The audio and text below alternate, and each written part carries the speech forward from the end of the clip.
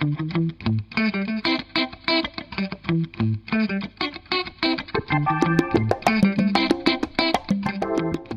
to Cyber Sentries from Paladin Cloud on True Story FM.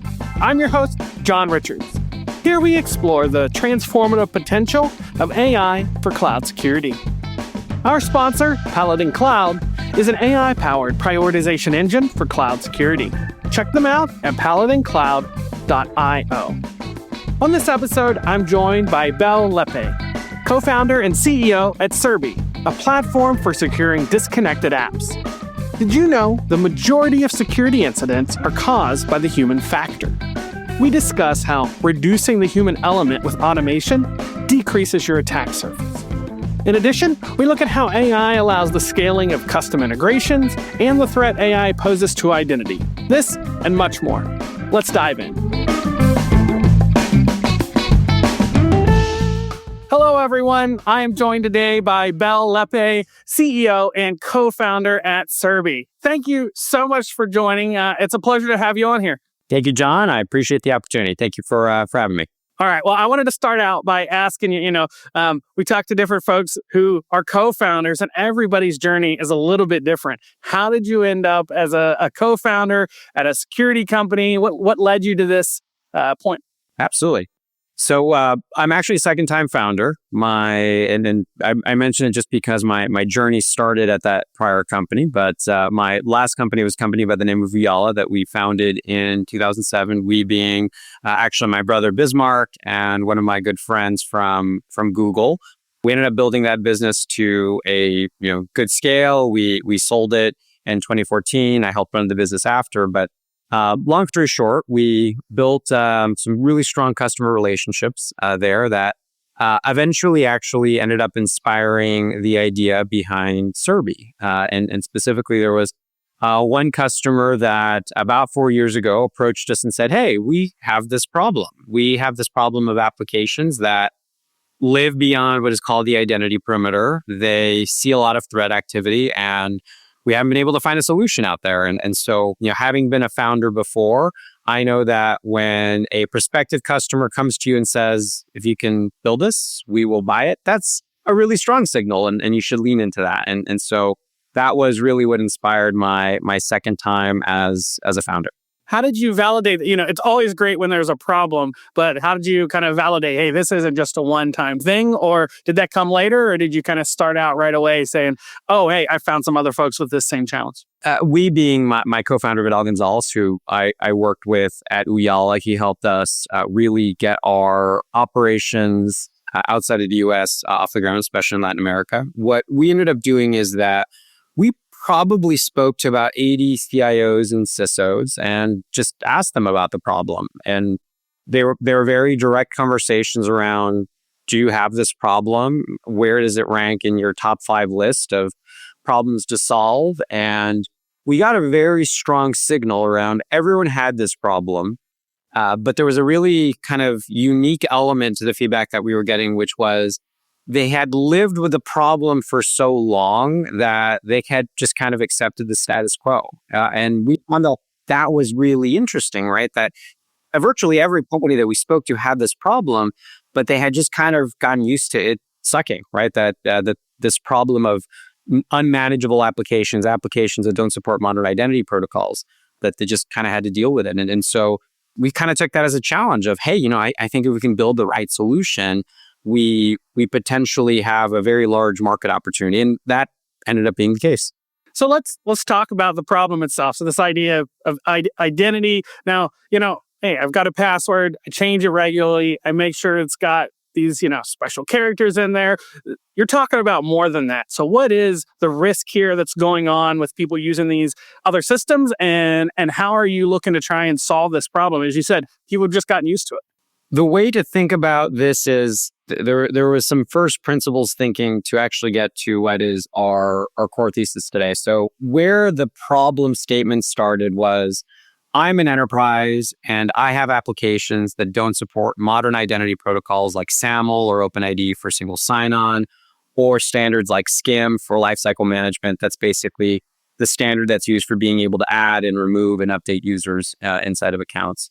However, it's applications. And so that's where the problem started. And we found that, more than half of the top 10,000 applications don't support single sign-on, and about 90% of the top 10,000 applications don't support SCIM. So the penetration of the identity protocols is actually not what you would expect, right? You would expect most applications to have SAML or OpenID or SCIM support, and that's just not the case. And so we originally set out to solve that problem, but as we were solving that problem, we realized that the core problem was not so much that there were applications that didn't support modern identity standards. It was more that any security chain, at the end of the day, still depends on a human user to carry out mission critical tasks like login, or to update someone's permissions, or to remember to remove someone's access. And so really the core thesis around Cerby today is that humans are the problem link in any security chain, right? There's a reason why, according to the most recent Verizon data breach report,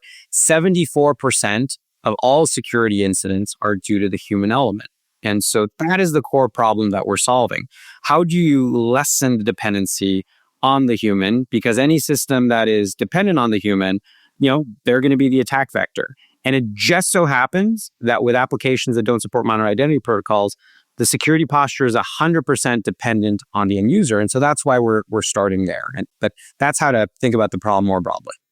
How do you even go about tackling that? Because if they don't support it, they don't support it. And that's why, as you mentioned, people just live with this. And so I'm curious, what are you doing to try and remove that human element, make it a little more automated? So instead of relying on the human to carry out API tasks, or to, for example, carry out a task via the UI, we have an agentic platform that steps in and does that work for the end user. So you can think of it as an agent, or if you want to also put it this way, a bot that will interact with the application instead of the user. So let me give you an example. The social media use case is a very popular use case for us. Let's say that someone leaves a major broadcaster and they have access to, a couple hundred Instagram accounts. What should happen when that user leaves is that the passwords are immediately rotated for those accounts, because those are shared identities that multiple people are using. But that rarely happens because, that's a lot of accounts to go in and manually update the password for, not to mention then going and terminating the session. And so what Cerby can do in that sequence is we will receive the signal from Okta, as an example of upstream identity provider, that user is no longer a member of the team, no longer a member of the company. We will then go and look at their permissions tree, and we'll determine that they have access to 200 shared accounts, let's say. We then have an automation platform that will step in and one by one update the passwords on all of those accounts, as well as terminate their active sessions. And so that's an example of somewhere where you should have a manual compensating control, which, let's be honest, most companies do not. We can step in, we can automate that work, and then we can ensure that it happens 100% of the time versus just occurring some of the time if you don't have a Cerby. How in the world do you scale something like that? You mentioned Instagram. I felt like you would have to build bespoke integrations with every platform. So, when someone comes on or a new program shows up, do you have to go custom develop integrations to be able to build out and map out what security should be? Or, because they don't have the standards that you would want. Or is there a way that you're kind of tackling that to handle so many different, you mentioned you were looking at the top 10,000 most common applications. So that's where timing is everything, right? If we tried to build this platform 10 years ago, it would have been impossible. The technology simply did not exist to be able to manage this amount of heterogeneity at scale, right? To your point, you're effectively building a bunch of one-to-one integrations. And so, the key kind of technical challenge in front of us is how do you manage that heterogeneity at scale? And one of the things that's possible now with generative AI is, I would argue, you don't need standards as much as you needed them, right? Prior to generative AI, if you wanted to send a payload from system A to system B, you needed a standard to be able to normalize and structure the data and put it in a format that system B was expecting it to be in. But now with generative AI, you effectively have a universal translation layer that can basically take payload A and put it in the format that it needs to be in order to be accepted by system B. And so, there's a lot of secret sauce that we've developed here. but we have found a way to be able to leverage generative AI techniques and then leverage signals from customers who opt in to be able to create and maintain these integrations at scale. And so having kind of that very decentralized architecture that uses those signals and leverages the right large language models, that's a key way that we've been able to build thousands of integrations to tackle this problem. Wow, that's a fascinating use case. I don't, I've talked to a lot of different folks around this. I don't think I've heard anybody quite using it that way, but I love that it's letting you do things at a scale that just wasn't possible before, and kind of tackling these new things coming in. A lot of folks are I'm hearing buzz around, trying to go passwordless and kind of this pressure to, maybe we shouldn't have passwords or logins. What's your thoughts on kind of the future of where the stuff will go? Do you see we'll always have a need for managing passwords on some level, or, what's Cerby's position as folks try to look into that? Is it complementary, or is that kind of a whole different path? At the end of the day, whether you're authenticating with a passkey or with a password, it doesn't necessarily matter to us because authentication is just one part of the problem, right? Once you log in, you still have to manage users and their permissions. But on the topic of passkeys, it's obviously a fantastic technology. We support that in our stack.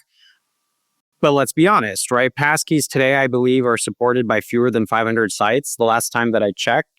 And it's going to take a while to get to any sort of meaningful adoption, let alone adoption within the enterprise. And in fact, its adoption curve today is a little bit better than SAML and OpenID, but not substantially better. And you would think with the backing of Apple and Google and Microsoft that it'd be going a lot faster, but it just goes back to the problem with standards, which is unless you have a central standards body that's requiring it, you get some early adopters, but then you see a very significant slowdown in how many applications are adopting it. So what does that mean? That means that passwords are probably going to be around for a lot longer than we'd like to be the case, right? It's very unlikely that over the next decade, we're going to get rid of passwords completely. I think the usage of them will substantially decrease, but there's still going to be a place for them. And the issue with passwords is today you're either relying on the end user or you're relying on the end user's usage of a password manager to manage them. And so what Cerby can do is we can step in and help you manage the life cycle of those passwords, right? John, for example, are you a user of 1Password or LastPass or anything like that? Yes, I use the open source, the Bitwardens who I use. I love the open source, so yeah. Which is a great solution. I'm not as familiar with Bitwarden, but many enterprise or password managers or personal password managers, they have this capability that'll tell you that your account has or your credentials have appeared in a breach, which is great. But then you have to go do the work to go and update your passwords, right? And let's be honest, most users don't go and do that. They won't go spend however much time they should spend to go and do that themselves. And so where Cerby can step in on top of your password manager is go and do that work, right? Let's say that Watchtower from 1Password tells you, hey, you've got 180 credentials that have appeared in a breach. Cerby can step in and go and do that work for you. And so the way to think about Cerby is we help end users achieve a security posture that is the equivalent of an Okta or Microsoft Entra ID because we step in and do the work that the end users frequently forget to or just don't care to. Yeah. So what I'm hearing is there's this challenge of real time. There might be a breach, and you suddenly are here's a bunch of new identities that were exposed, and you're able to say, hey, here's your identities that maybe were passwords that showed up. Let's automatically go back and wipe all of those or reset all of those to something new without having to do that manually and make sure you didn't miss anything, something along those lines. Exactly. And let me give you another example. There's a statistic, I believe, from Microsoft that states that 99% of all security incidents could be avoided if some form of two-factor authentication were turned on. Now, we do a lot of migrations from password manager to password manager, from password managers to us. One of the most interesting insights that we've generated is that fewer than 5% of accounts that are eligible for 2FA have 2FA turned on. Right? Let me say that again. Fewer than 5% of accounts that support 2FA, some form of 2FA, actually enable it. which makes sense within the context of 99% of breaches could be avoided if some form of 2FA were turned on. One of the other ways that we can help our end user is if we see you log into an account that supports 2FA, we can appear within the browser and say, hey, this account supports 2FA. Give us 10 seconds. We'll go ahead and enable it for you. And so that's an example of another automation task that adds a substantial amount of value. And all the user has to say is, go for it, Cerby. Take care of it. Oh, that's so handy. Yeah. The 2FA, I pop-ups come up and you're like, oh, I'm busy, don't have time for this, or move on, and you kind of miss that. So, you've got 2FA, you've got some of this talk around password, all these different things happening in identity. What do you see as the kind of future of identity over the next, 10 years, next 5 years, probably tends too far, especially with the rise of like artificial intelligence and how that's scaling up, both how we're dealing with attacks, but also the tools that our attackers have. So there are a couple of trends that we're tracking, but I'll mention two. One is identity is becoming, at least in the enterprise, more fragmented.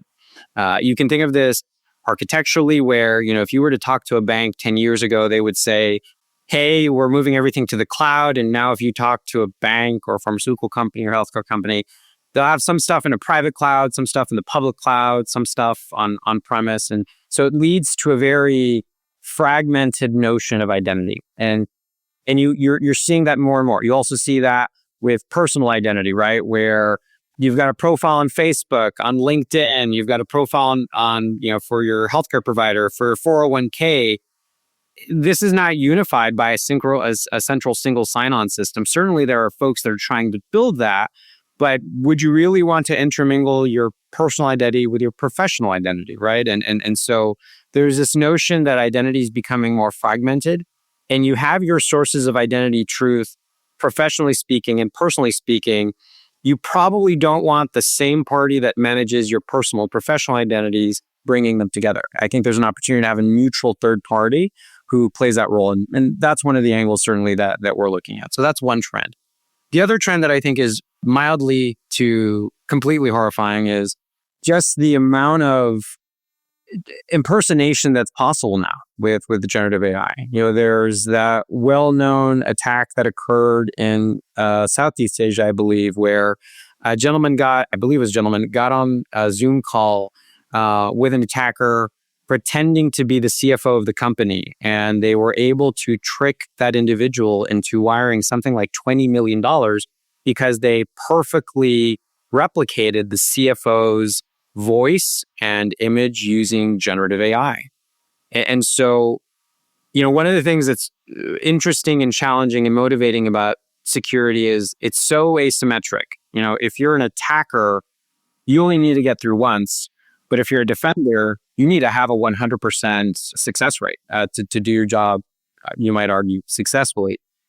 AI, at least right now, is further tipping the scales, I would argue, in the favor of the attackers because it's giving them many more avenues to be able to trick users into doing something they don't want to do or they don't know that they're normally doing. And so, I'm excited to see how AI hopefully can tip the scales back more towards a balance. But right now, what you're seeing with AI and with an identity is that it's making it more of a minefield for average user, business user, or non-business user to just navigate the digital world, right? Right now, this podcast that we're doing, it's putting a digital fingerprint out there for both of us that in theory a digital attacker could use.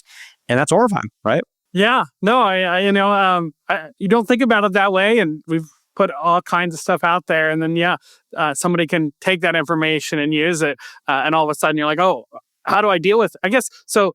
Maybe a follow up to that would be then, what do you caution or what kind of advice do you give to folks out there, especially say on a security team that are dealing with these trends of how do you kind of prepare yourself for what this is? Is it really let's get back to basics and be strong there, or do you really need to broaden and be like, I need to understand what's going on to really be able to react in time to this?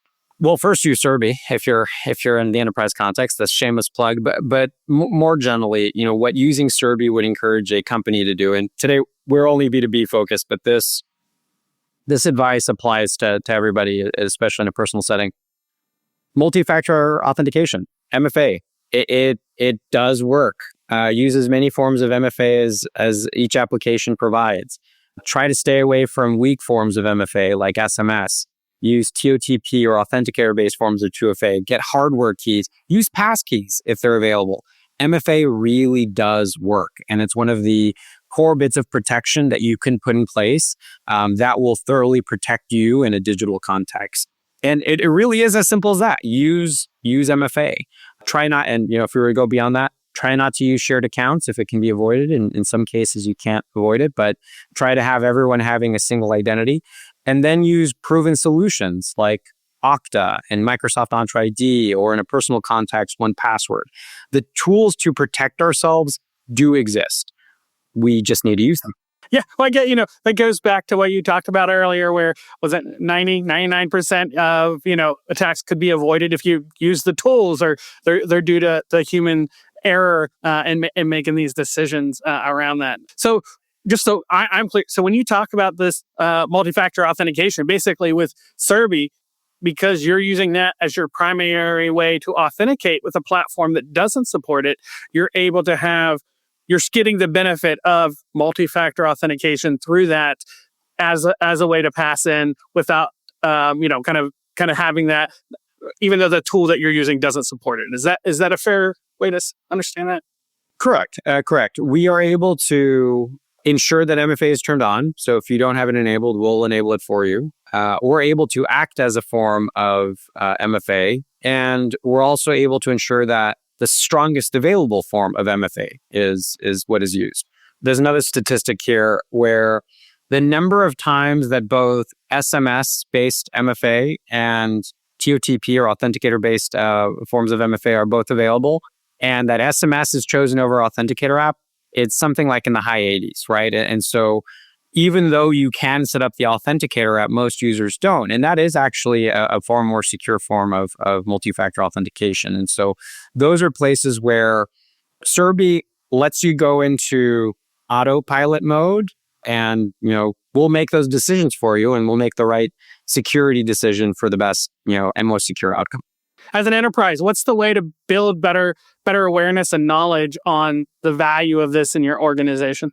There's certainly a security awareness training aspect, and that is where platforms like KnowBe4 can be very helpful. You do ultimately need to equip your user, because so much of the the attack vectors that are leveraged today target the end user. So awareness training is key. And there are also vendors out there that actually simulate phishing and smishing attacks, and those are pretty cool because it's a polite way to do public shaming of, hey, are you really paying attention? Or are you cognizant of what these attacks can look like? So I think that's one foundational aspect of this. The other aspects of this are using platforms like Okta or Ping or Microsoft Entra ID. These are platforms that work really well for the integrated domain of applications. And then on top of that, use a Cerby. And if you can do all three of those things, you are able to drastically reduce the size of your attack surface, or at the very least, have much more visibility and much more of an understanding around your attack surface. Well, yeah, if you got to win 100% of the time, the smaller that attack surface, the more likely you're going to succeed at defending that. Well, Bel, thank you so much for coming on here. Fascinating discussion around identity here. Before I let you go, how can folks kind of reach out to you if they have questions, and anything you'd like to promote or share? Absolutely. If you're interested in learning more about Cerby, we'd love to chat with you, whether you're interested in a demo or just want to learn more. You can find us at cerby.com. That's CERBY.com. Or if you'd like to reach out to me, you can also reach out to me at bel@cerby.com. That's BEL@cerby.com. Looking forward to hearing from you if you'd like to learn more. Thank you so much for coming on here. It was a real pleasure. Enjoy the rest of your day. Likewise. Thank you so much.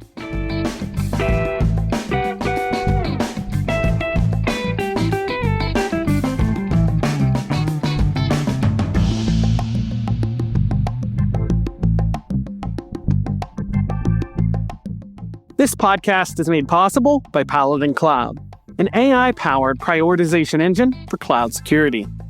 DevOps and security teams often struggle under the massive amount of notifications they receive.